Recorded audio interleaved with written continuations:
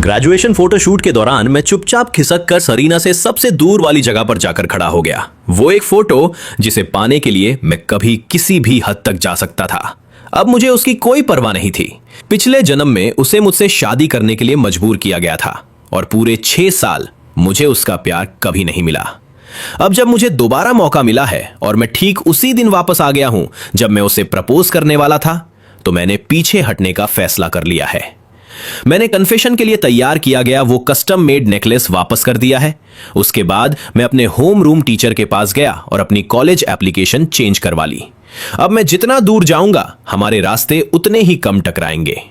मेरे home room teacher ने मेरा फॉर्म लिया और उसे फाइल में रखते हुए कहा, जाओ क्लास में सबको बता दो, ग्रेजुएशन फोटोज के बाद कोई भी कहीं नहीं जाएगा। आज रात हमारी फेयरवेल डिनर है। मैंने सिर हिलाया, क्लास प्रेसिडेंट को मैसेज पास किया और स्कूल यार्ड की तरफ निकल गया। सबको अपनी अपनी पोजीशन में लाने में करीब आधा घंटा लग गया। लिली के चेहरे पर एक अजीब सी मुझे सब पता है वाली मुस्कान थी।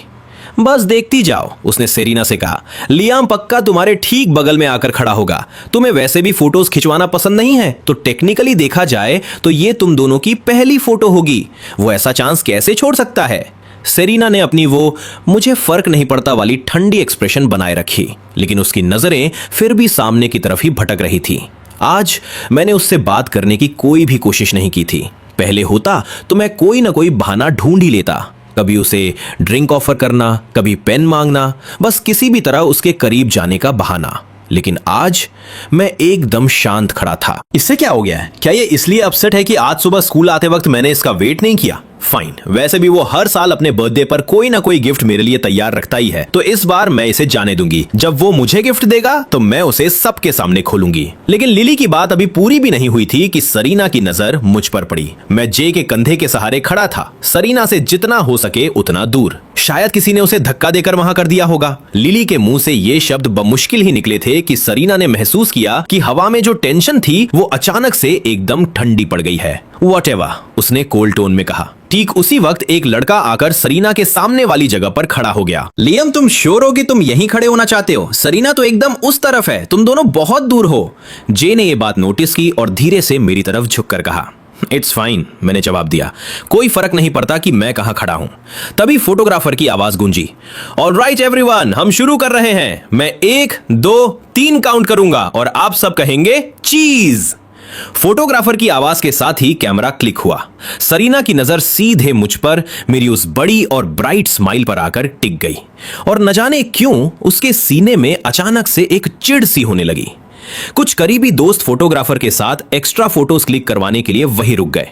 लिली ने सरीना को फिर से कोहनी मारी, अपनी ये आइस क्वीन वाली एक्टिंग अब बंद भी करो। देख रही हो ना लियाम के आसपास कितनी लड़कियों की भीड़ लगी है, सबको उसके साथ फोटो चाहिए। मैं बता रही हूं, वो तुम्हें जितना पसंद करता है ना, वो पक्का तुम्हारे पास आएगा एक फोटो के लिए, और जब वो आए तो ज्यादा भाव मत खाना। Fine, I get it. Sarina का मूड थोड़ा सा ठीक हुआ। उसने जानबूझकर खुद को एक ऐसी जगह पर खड़ा कर लिया जहां से वो साफ दिखे, सिर्फ इसलिए ताकि वो मेरे आने और उसे इनवाइट करने का वेट कर सके। कई लड़कों ने उससे फोटो के लिए पूछा और उसने हर किसी को मना कर दिया, सिर्फ मेरे लिए। लेकिन फिर उसने देखा कि एक के बाद एक लड़कियां मुझे फोटो के लिए बुला रही हैं और मैं हर किसी को हाँ कह रहा हूं। और तो और मैं खुद जाकर अपने होम रूम टीचर को भी फोटो के लिए बुला लाया, लेकिन मैं उसे पूरी तरह भूल चुका था। सरीना के ठीक बगल में खड़ी लिली उसके बदलते मूड को साफ महसूस कर रही थी। सरीना मानो एक चलता फिरता फ्रीजर बन गई थी। वो जहां जा रही थी हवा एकदम ठंडी होती जा रही थी। लिली ने बात संभालने की कोशिश की, शायद लियाम बस थोड़ा शर्मीला है। तुम्हें तो पता है ना कि वो सालों से तुम्हें पसंद करता है। छोटी सी बात पर गुस्सा मत हो। अगर तुम्हें सच में फोटो चाहिए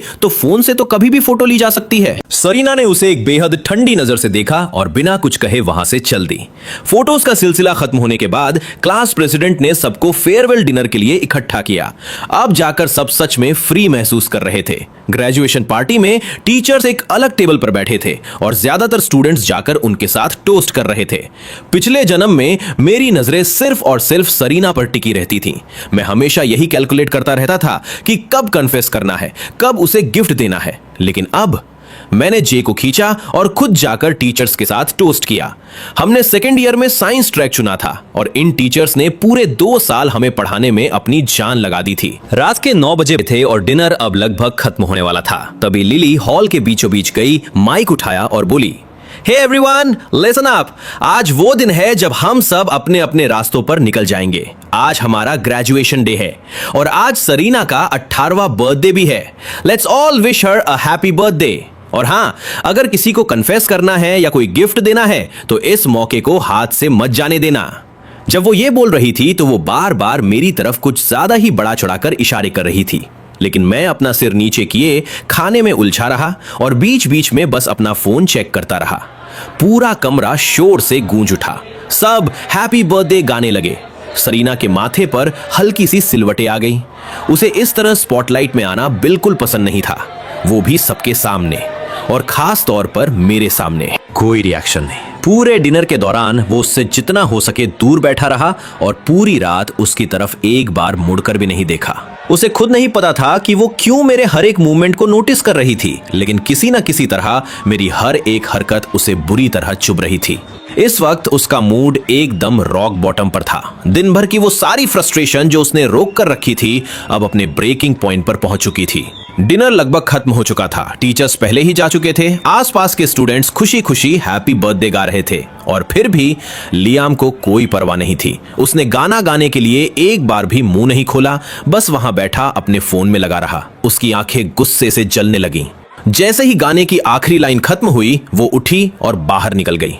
सेरीना वेट, रुको। लिली भागते हुए उसके पीछे गई। जे ने टेंशन में मेरी तरफ मुड़कर पूछा, वो चली गई, तुम ठीक हो? मैंने जेन्युइन हैरानी के साथ ऊपर देखा।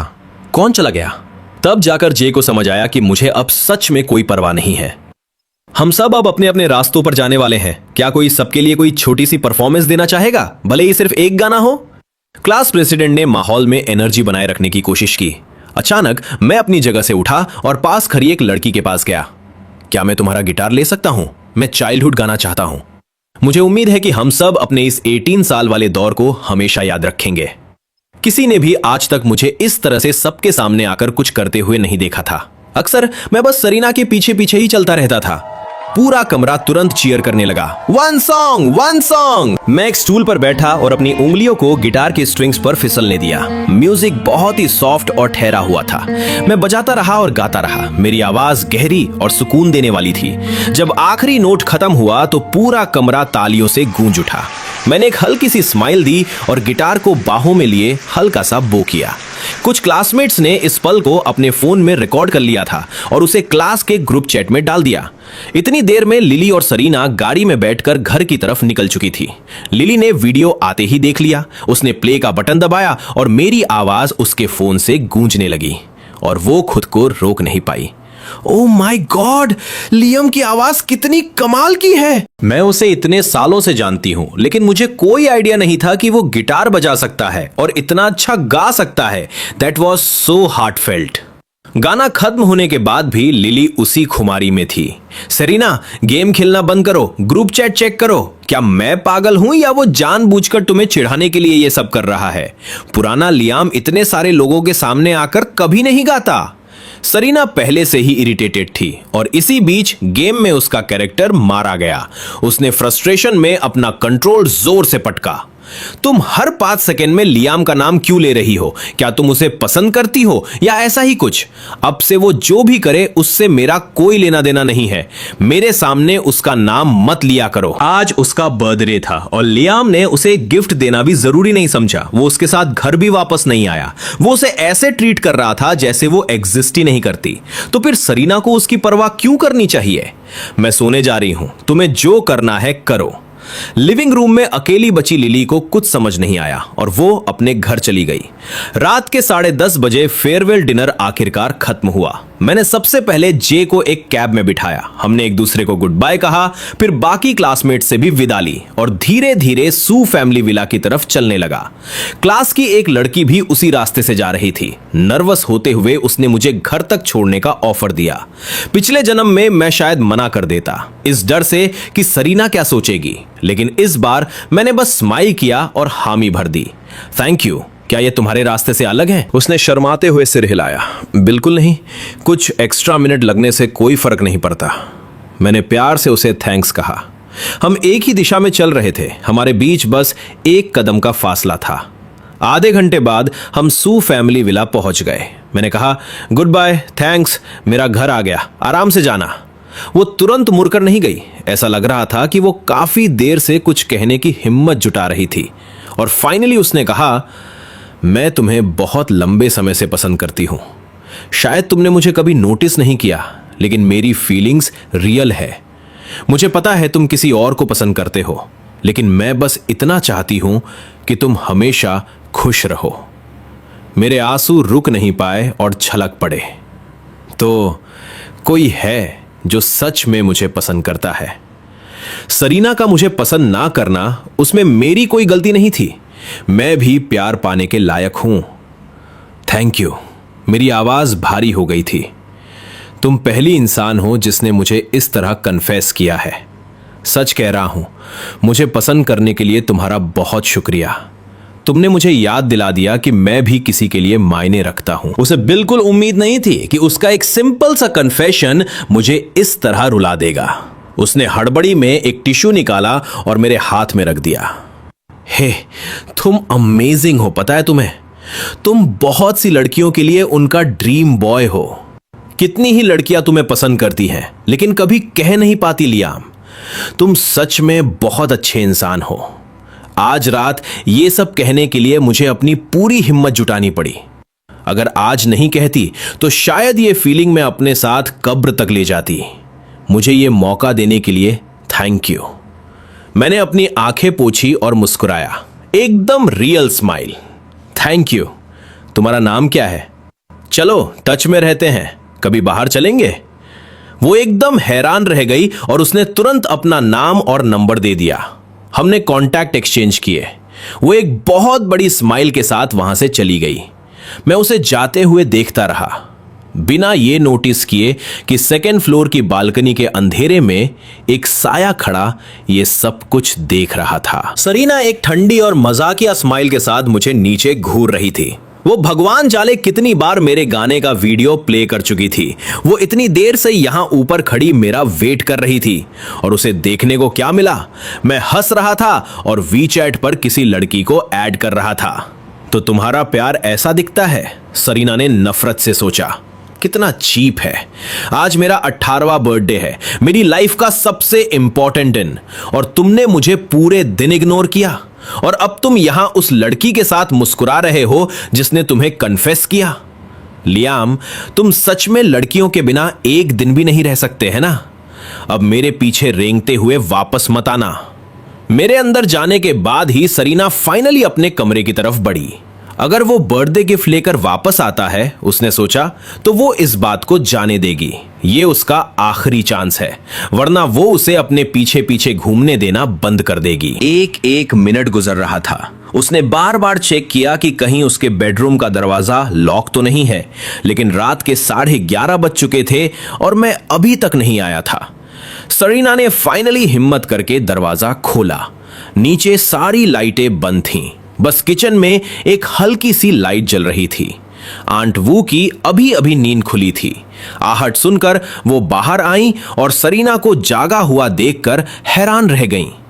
मिस सरीना, आप अभी तक सोई नहीं?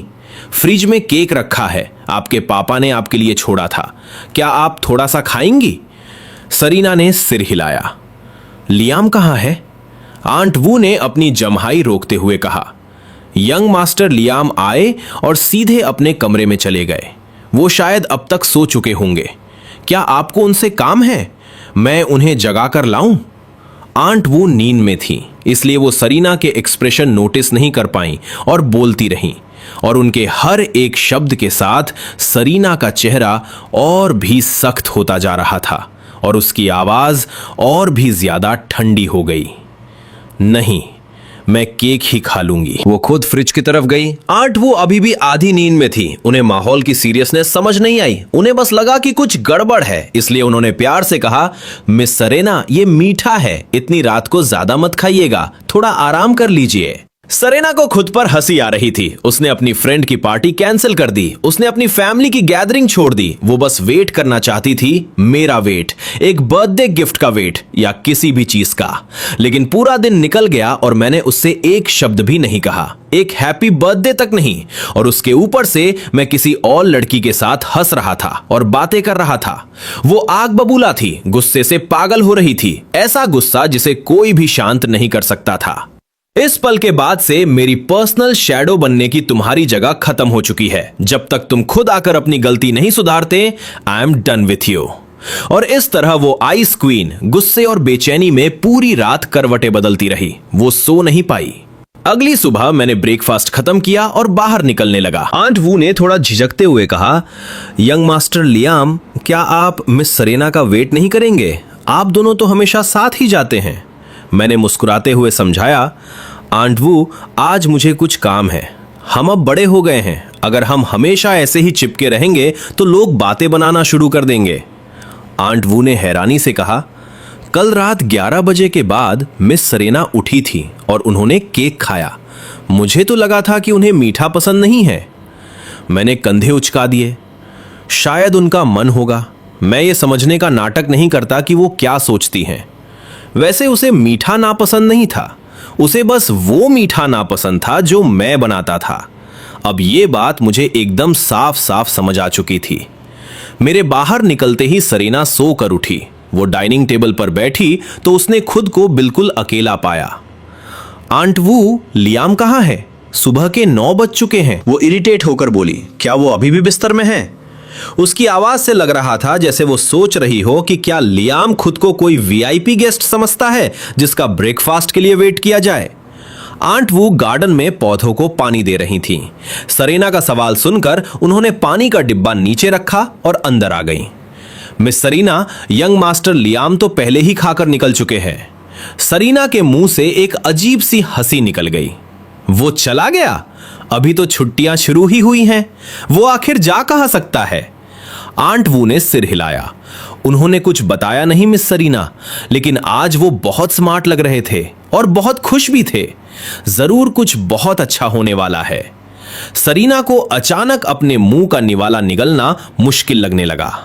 लियाम, तुमने तो इस बार हद ही पार कर दी। अब ब्रेकफास्ट पर कोई वेटिंग नहीं, निकलने से पहले एक शब्द भी नहीं। ये ख्याल कि शायद मैं पिछली रात वाली लड़की के साथ डेट पर गया हूं, सरीना के सीने पर किसी भारी पत्थर की तरह बैठ गया और हर सेकंड उसका बोझ बढ़ता जा रहा था। उसने जबरदस्ती अपना दूध का ग्लास खत्म किया और उसे टेबल पर जोर से पटक दिया। मिस सरीना, क्या आप ठीक हैं? क्या आपकी तबीयत खराब है? मैं डॉक्टर को बुलाऊं? आंट वू वहीं खड़ी रहीं, अगले इंस्ट्रक्शंस का इंतजार करते हुए। उन्होंने मिस सरीना को कभी इस तरह भड़कते हुए नहीं देखा था। यंग मिस आमतौर पर बहुत ठंडी और दूर दूर रहने वाली इंसान थी। वो इस तरह अपना आपा शायद ही कभी खोती थी। मैं ठीक हूं। सरीना की आवाज एकदम फ्लैट और कड़क थी। क्या उसने जाने से पहले कुछ कहा? क्या उसने मेरे बारे में पूछा? आंट वू ने सिर हिलाया। नहीं, यंग मास्टर लियाम जानते हैं कि आप उन्हें कुछ खास पसंद नहीं करती, हमेशा आपके पीछे पीछे घूमना।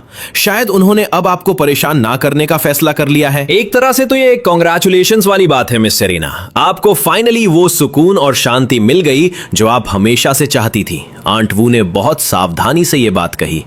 सरीना ने उन्हें डिसबिलीव से घूरा। तो आपको पता था कि मैं उसे पसंद नहीं करती और अब आपको लगता है कि मुझे इस बात पर खुश होना चाहिए? आंट वू को लगा कि आज मिस सरीना के साथ कुछ तो गड़बड़ है। वो कभी इतने सवाल नहीं पूछती थी और इस तरह तो बिल्कुल बात नहीं करती थी। मिस सरीना, सू परिवार के घर में सबको पता है कि आप यंग मास्टर लियाम के कभी करीब नहीं रहीं। इतने समय में उन्हें भी ये बात साफ साफ समझ आ गई होगी कि आप उनके लिए कभी वैसा फील नहीं करेंगी। इसलिए उन्होंने आपको पसंद करना बंद कर दिया है। ये तो बहुत नेचुरल सी बात है। All right, I get it, आप जा सकती है। सरीना ने कॉन्वर्सेशन वहीं खत्म कर दी, लेकिन उसके सीने का बोझ और भारी हो गया। तो बाकी सबकी नजरों में वो हमेशा एक ऐसी इंसान रही है जो लियाम से नफरत करती है और अब लियाम हार मान रहा है। अभी तो हाई स्कूल खत्म ही हुआ है और उसने दूर जाना शुरू कर दिया। शायद ये अच्छा ही है, वो फाइनली उससे आजाद हो सकती है। यही सोचते हुए उसने लिली को कॉल किया और उसे शॉपिंग पर चलने को कहा। गेमिंग तो वैसे भी इंटरनेट कैफे में ज्यादा मजेदार होती है।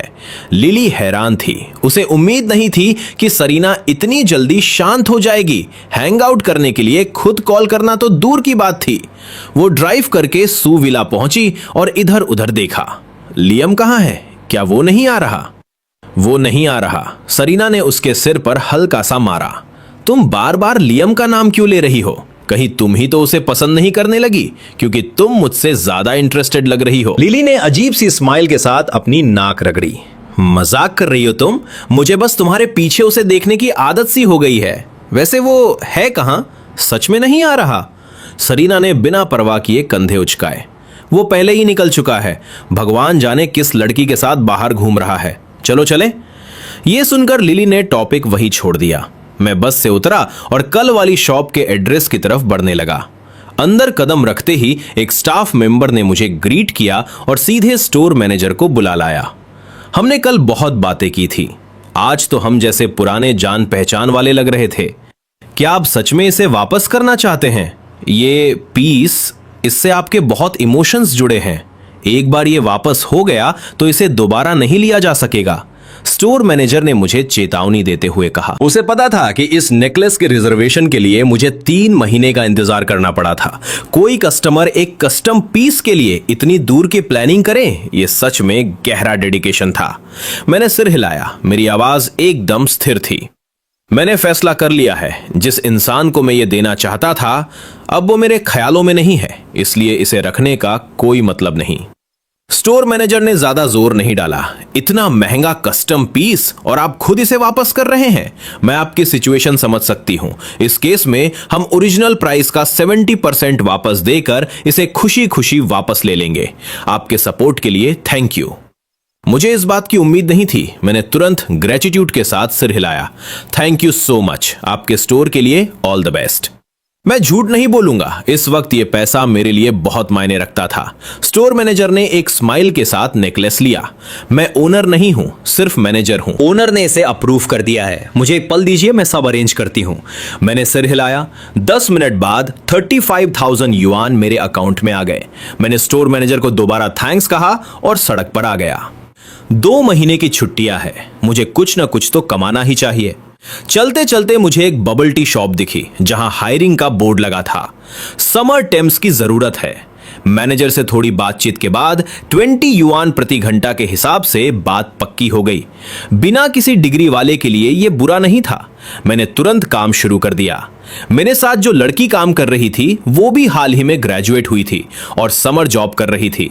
और कोई नहीं, ये वही लड़की थी जो कल रात मुझे घर तक छोड़ने आई थी। मुझे उम्मीद नहीं थी कि तुम यहां मिलोगे। लियाम, क्या तुम उस बड़े से गेटेड नेबरहुड में नहीं रहते? क्या सच में तुम्हें यह पार्ट टाइम जॉब करने की जरूरत है? उसने पूछा। मैंने मुस्कुराते हुए सिर हिलाया। तुम्हें गलतफहमी हुई है, मैं सिर्फ वहां रहता हूं। वो मेरा घर नहीं है। मैं एक अनाथ हूं। मेरे माता पिता नहीं है। अगले 2 महीनों के लिए मुझे यहां झेलने के लिए थैंक्स। वो लड़की ईवी हद से ज्यादा शर्मीली थी। यह सुनकर वो एकदम शर्मिंदा सी हो गई। I am so sorry. मेरा इरादा तुम्हारी कोई दुखती रग छूने का नहीं था। मुझे सच में नहीं पता था। अगर तुम्हें कभी भी किसी चीज की जरूरत हो तो प्लीज मुझे बेझिझक बताना। मैंने बात को हल्के में टाल दिया। इट्स फाइन, मैं जिंदगी भर अनाथ ही रहा हूं, मुझे आदत है। मुझे तो यह भी नहीं पता कि मेरे पेरेंट्स ने मुझे क्यों छोड़ा था। सच कहूं तो वो मेरे लिए अजनबी है। पिछले जन्म में एक औरत मुझे ढूंढते हुए आई थी, लेकिन मैंने सरीना को छोड़ने से इनकार कर दिया था। मैंने उनके पास वापस जाने का वो मौका खुद ठुकरा दिया था।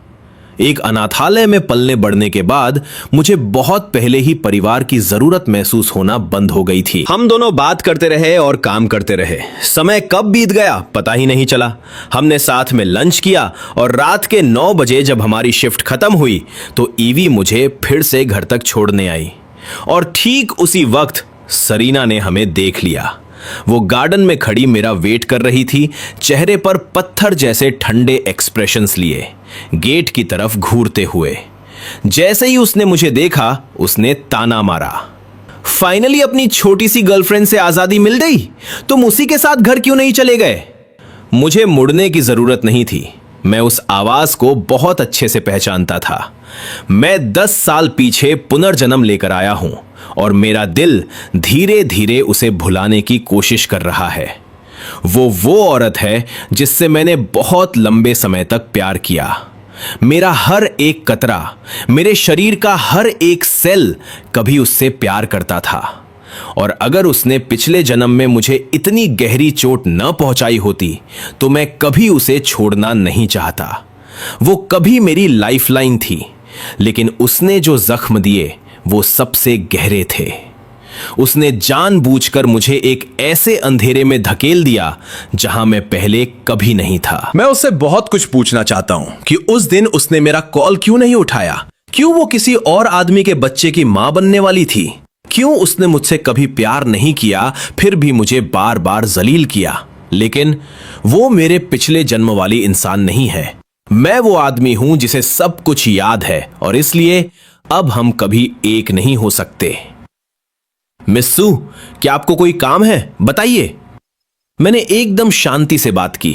मेरे और उसके बीच अब उतनी ही दूरी थी जितनी किसी ऐसे अजनबी से होती है जिससे मुझे सिर्फ फॉर्मेलिटी निभानी हो। सरीना गार्डन की रेलिंग के सहारे खड़ी हो गई। उसके माथे पर सिलवटें आ गई।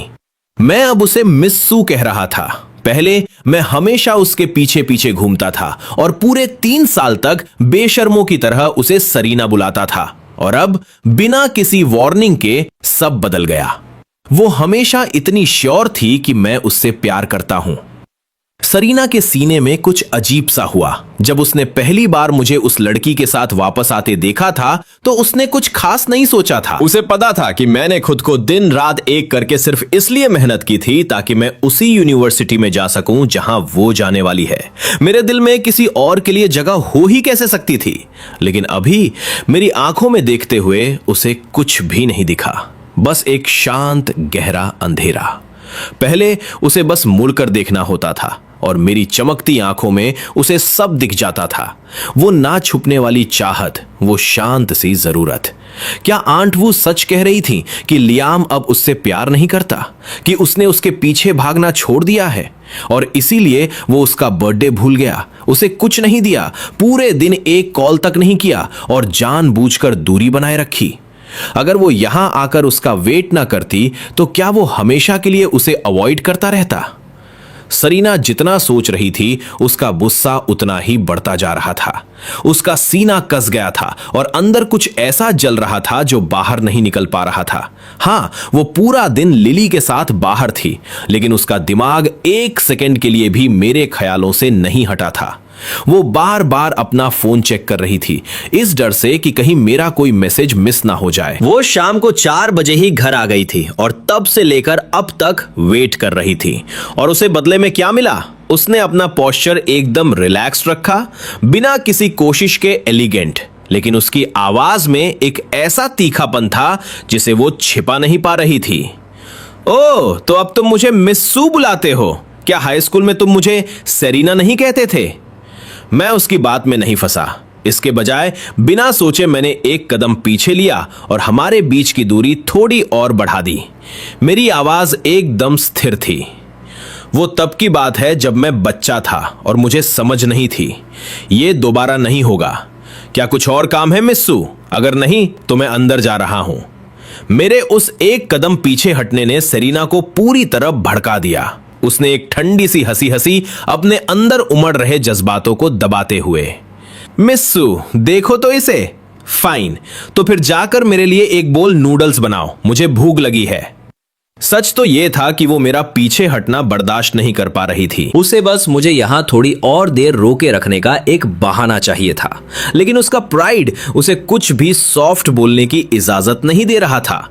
इसलिए उसने अपनी बेचैनी को एक हुक्म के पीछे छिपा लिया। मैंने हल्का सा सिर हिलाया और किचन की तरफ मुड़ गया। पिछले जन्म में मैंने 4 साल उसके लिए खाना बनाया था। मुझे अच्छे से पता था कि उसे क्या पसंद है और क्या नहीं। हरी प्याज नहीं, अदरक नहीं, सिरका नहीं और आम से एलर्जी। मुझे उसके बारे में सब कुछ पता था और उसे मेरे बारे में कुछ नहीं। उसके लिए मैं बस एक बेकार सी परछाई था, इतना भी कीमती नहीं कि वो मुझे समझने के लिए अपना एक पल भी खर्च करे। लेकिन कोई बात नहीं, जब मैं फाइनली हमेशा के लिए यहां से चला जाऊंगा तो वो बिना किसी लड़ाई के मुझे आसानी से जाने देगी। 5 मिनट बाद मैं बाहर आया। मेरे हाथों में नूडल्स का एक गरम बाउल था जिसके ऊपर एक पोच्ड एग और साइड में हैम का एक स्लाइस रखा था। मैंने उसे आराम से उसके सामने रख दिया। मिस्सू, प्लीज खा लीजिए, मैं अब सोने जा रहा। सरीना ने अचानक अपना हाथ आगे बढ़ाया और मेरी कलाई पकड़ ली। उसकी उंगलियों की गर्माहट ने मुझे एकदम सुन्न कर दिया। तुम्हें क्या लगता है तुम कहां जा रहे हो? उसकी आवाज जानबूझकर सख्त थी। क्या तुम बस मुझे छोड़कर जा रहे हो ताकि मैं ये बाउल खुद धोऊं? सच तो यह था कि वो बस चाहती थी कि मैं थोड़ी देर और रुकूं, भले ही शांति से। उसने खुद को खराब नूडल्स खाने के लिए तैयार कर लिया था क्योंकि मैंने पहले कभी उसके लिए यह बनाया नहीं था। लेकिन जब उसने चॉपस्टिक से पहला निवाला उठाया और खाया तो एक जानी पहचानी लेकिन हैरान कर देने वाली गर्माहट उसके मुंह में घुल गई। आंट वू के खाने से भी बेहतर।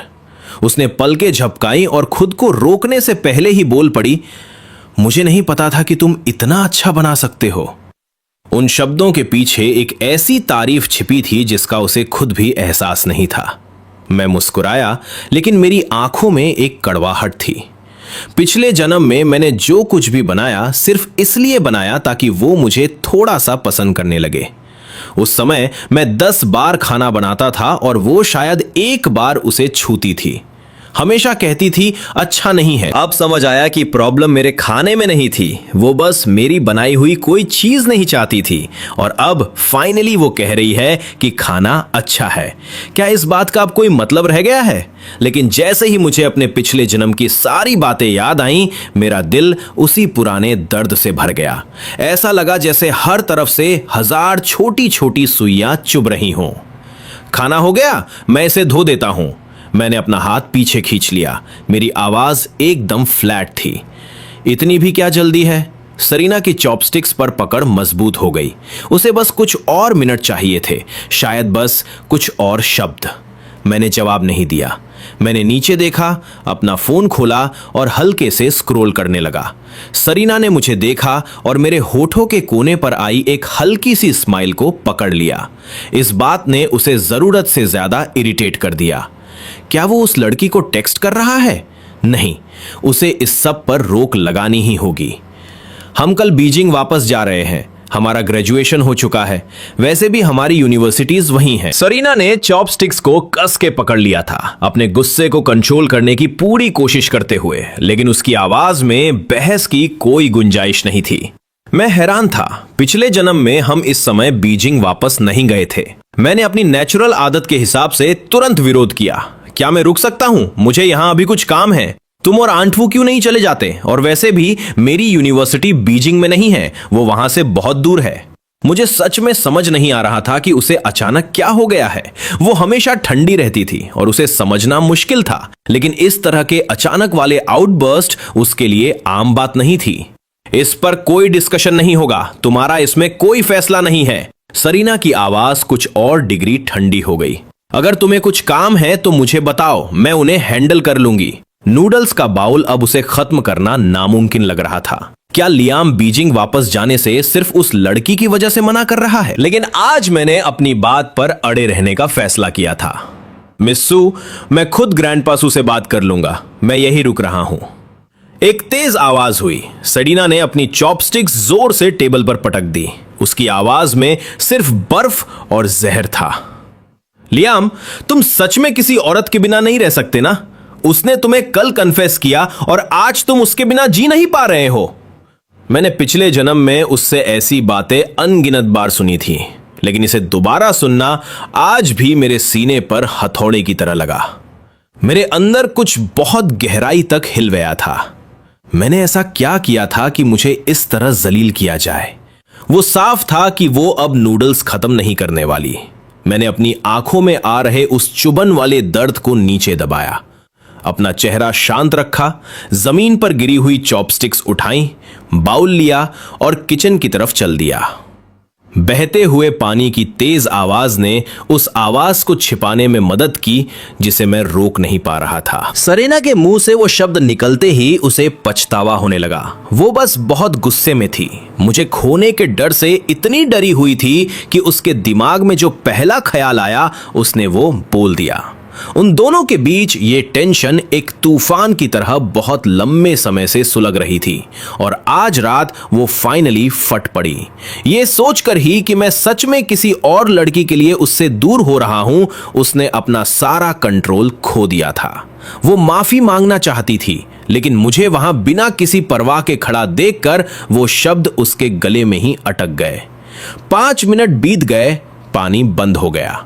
उसे अभी भी सही मौका नहीं मिल पाया था और फिर उसने देखा कि मैंने बाउल नीचे रखा और जाने के लिए मुड़ गया। सरीना भागकर आगे आई और मेरी कलाई पकड़ ली। वेट, मैंने अपना हाथ छुड़ा लिया और उसकी तरफ पीठ कर ली। मेरी आवाज में एक बहुत ही हल्की सी कपकपी थी। मिस्सू, मैं समझता हूं आप क्या कहना चाहती हैं। चूंकि आप मुझे इतना बर्दाश्त नहीं कर पाती तो मैं ग्रैंडपासू से बात कर लूंगा। आज से हम दूरी बनाए रखेंगे, यही हम दोनों के लिए बेहतर है। मैं मुड़ा नहीं, इस डर से कि अगर उसने मेरी लाल आंखें देख ली तो मेरी बची खुची हिम्मत भी टूट जाएगी और वो मुझे और भी कमजोर समझेगी। सरीना के गले में वो माफी हमेशा के लिए घुट कर रह गई। वो मुझे दूर जाते हुए देख रही थी। उसके सीने का बोझ और भारी हो गया। उसकी आवाज एकदम ठंडी पड़ गई। Liam, well played.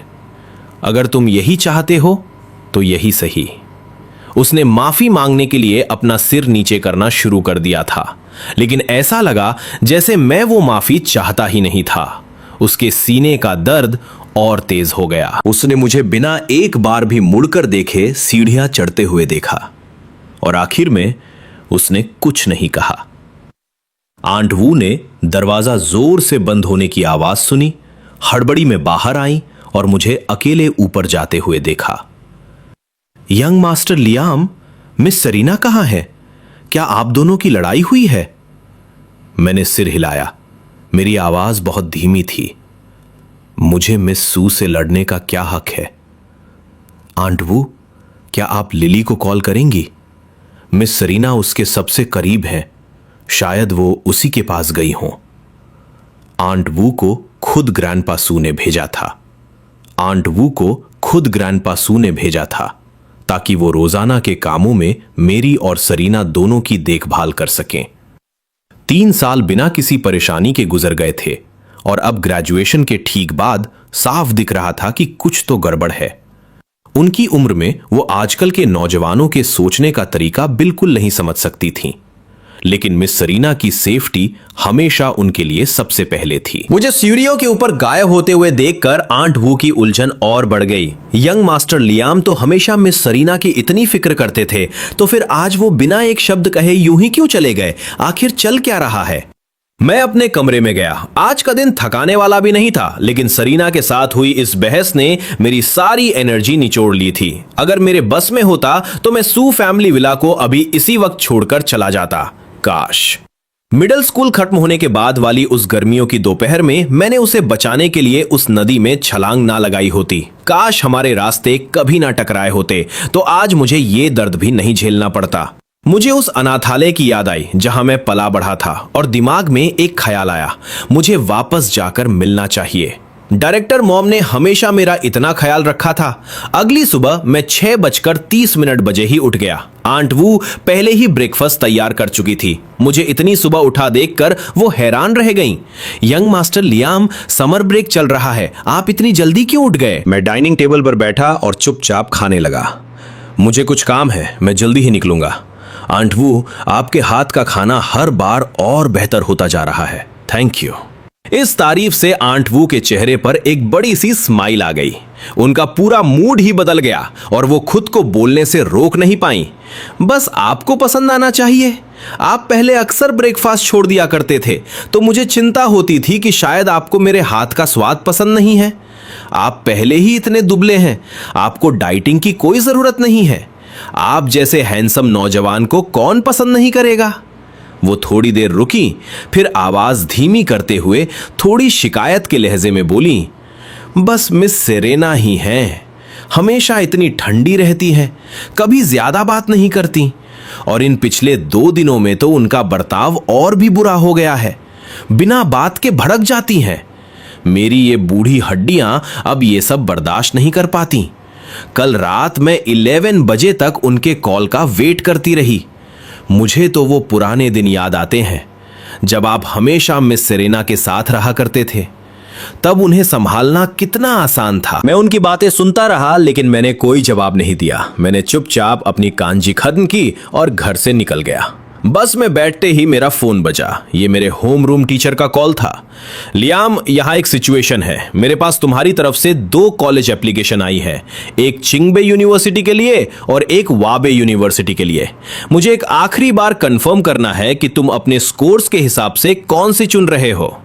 सच कहूं तो मुझे उम्मीद है कि तुम चिंगबे ही चुनोगे, वो बेस्ट है। मेरी आवाज फोन पर एकदम स्थिर, शांत और थोड़ी सी दूर दूर सी थी। Teacher, thank you. वो एप्लीकेशन शायद मुझसे गलती से सबमिट हो गई थी। मैंने पक्का एक एक्स्ट्रा कॉपी लगा दी होगी, लेकिन मैंने अपना फैसला कर लिया है। मुझे वाबे यूनिवर्सिटी ही जाना है। प्लीज आप चिंगबे वाली एप्लीकेशन फाड़ दीजिए। आपको हुई परेशानी के लिए आई एम सॉरी।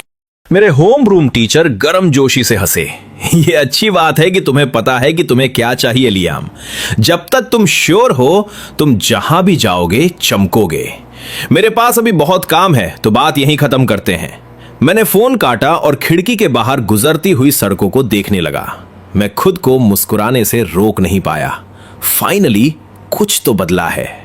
इस वक्त मैं बस सेरीना से जितना हो सके उतना दूर जाना चाहता हूं, एक ऐसी जगह जहां वो ना हो, और फाइनली वो इंसान बन सकूं जो मैं हमेशा से बनना चाहता था। इस बीच स्कूल के ऑफिस में टीचर्स स्टूडेंट्स की फाइल्स अरेंज कर रहे थे और आपस में गपशप कर रहे थे। क्लास प्रेसिडेंट और एकेडमिक रेप को भी मदद के लिए बुलाया गया था। मेरे home room teacher mister pan ने मेरी चिंगबे यूनिवर्सिटी की एप्लीकेशन बाहर निकाली और क्लास प्रेसिडेंट के हाथ में थमा दी। इसे पार दो। उनकी आवाज में एक असली पछतावा था। कितने टैलेंट की बर्बादी है। हमारी क्लास में 60 बच्चे हैं और सिर्फ वही एक है जो इतनी दूर जा रहा है। क्लास प्रेसिडेंट का हाथ वही रुक गया। क्या लियाम सेरेना के सबसे करीब नहीं था? वो उसके पीछे पीछे सेम स्कूल में क्यों नहीं जा रहा? उसके अंदर कुछ अजीब सा होने लगा। ये बहुत बड़ी बात है। क्लास में सबको पता था कि लियाम सेरेना की पर्सनल शैडो था।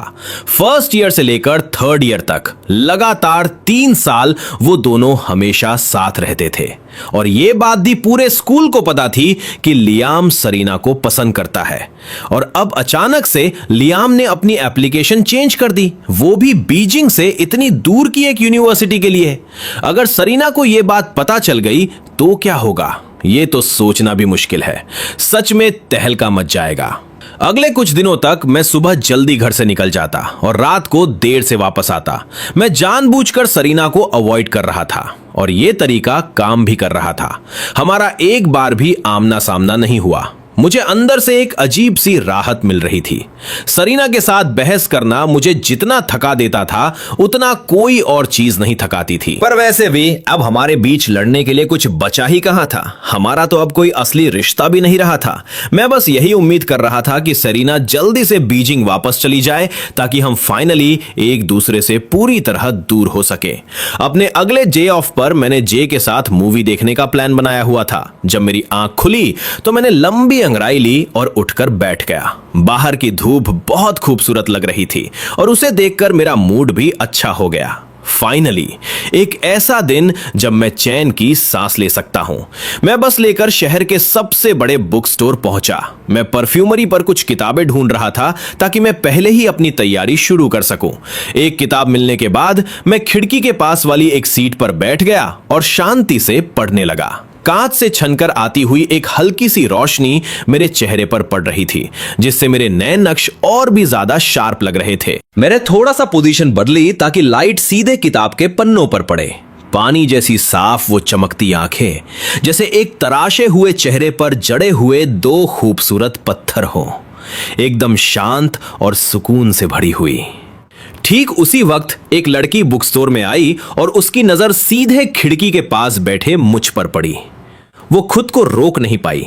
उसने अपना फोन निकाला, चुपचाप मेरी एक फोटो खींची और उसे स्कूल के एलुमनाई ग्रुप चैट में पोस्ट कर दिया।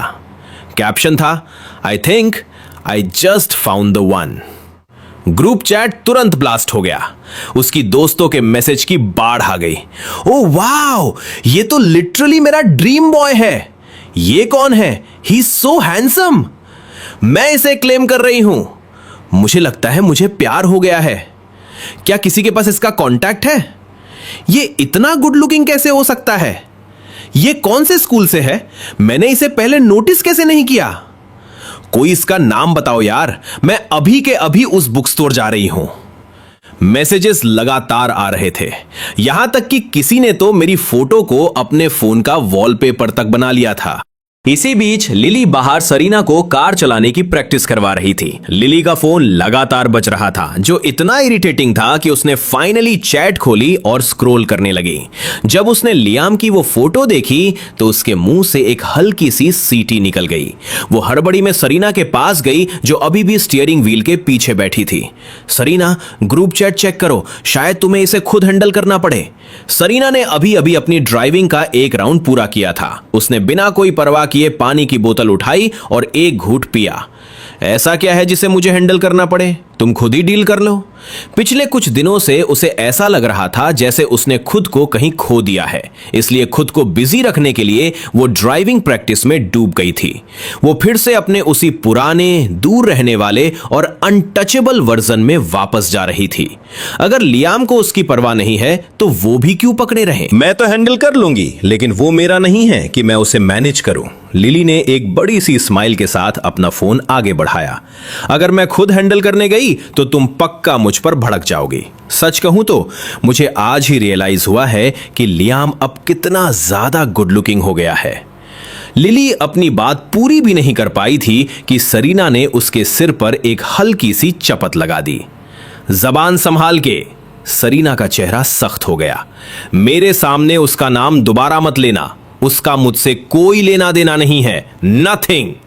वो मुड़ी और दोबारा स्टीयरिंग व्हील के पीछे बैठ गई, एक और राउंड के लिए तैयार होते हुए। लेकिन लिली तो लिली थी। उसे पता था कि सरीना कहती कुछ है और उसका मतलब कुछ और होता है। उसने जानबूझकर ग्रुप चैट के मैसेज जोर जोर से पढ़ना शुरू कर दिया। ओ, तो इसका नाम लियाम है। He is so good looking. मैं इसका नंबर लेने के लिए अभी बुक स्टोर जा रही हूं। मेरा ड्रीम बॉय सच में बहुत गॉर्जियस है। बुक स्टोर ना, मैं अभी आ रही हूं। ये शब्द अभी लिली के मुंह से पूरे निकले भी नहीं थे कि सरीना एकदम सुन्न पड़ गई। उसने झटके से लिली के हाथ से फोन छीना और एक एक करके सारे मैसेजेस स्क्रॉल करने लगी, जब तक कि उसकी नजरें उस फोटो पर आकर नहीं रुक गईं। फोटो में मैंने बस एक कैजुअल सी ब्लू जैकेट और जीन्स पहनी थी, लेकिन मेरे चेहरे पर एक ऐसी चमक थी जो सरीना ने पहले कभी नहीं देखी थी। जैसे मैं अपनी पूरी जिंदगी में सबसे ज्यादा जिंदा इसी पल लग रहा हूं। सच तो यह था कि मैं हमेशा से ऐसा ही दिखता था, बस पहले मैं हमेशा उसके पीछे पीछे चलता था, सिर झुकाए, हिचकिचाता हुआ। इसलिए सरीना ने मुझे कभी उस तरह नोटिस ही नहीं किया। सरीना का चेहरा हर गुजरते सेकंड के साथ सख्त होता जा रहा था। उसकी उंगलियां स्क्रीन पर तेजी से चलने लगी। उसने ग्रुप चैट में एक मैसेज डाला जो किसी वार्निंग शॉट की तरह लगा। सभी लोग, लियाम की वो फोटो अभी के अभी डिलीट करो। ये उसके प्राइवेसी और इमेज राइट्स का वायलेशन है। इसे डिलीट करो वरना अंजाम भुगतने के लिए तैयार रहो। मुझे तुम में से हर एक के पीछे अपने वकील भेजने में जरा भी हिचकिचाहट नहीं होगी। चैट पल भर में शांत हो गई। हर कोई जानता था कि सरीना सू बीजिंग के सबसे पावरफुल परिवारों में से एक की बेटी है। कोई ऐसी इंसान नहीं जिससे कोई भी पंगा लेना चाहे। वो कभी स्कूल के एल्यूमिनाई ग्रुप चैट पर ध्यान नहीं देती थी। ये पहली बार था जब उसने वहां कुछ बोला था, और वो भी लियाम को प्रोटेक्ट करने के लिए। कुछ सेकंड बीते और फिर कुछ दबे दबे से मैसेज आने लगे।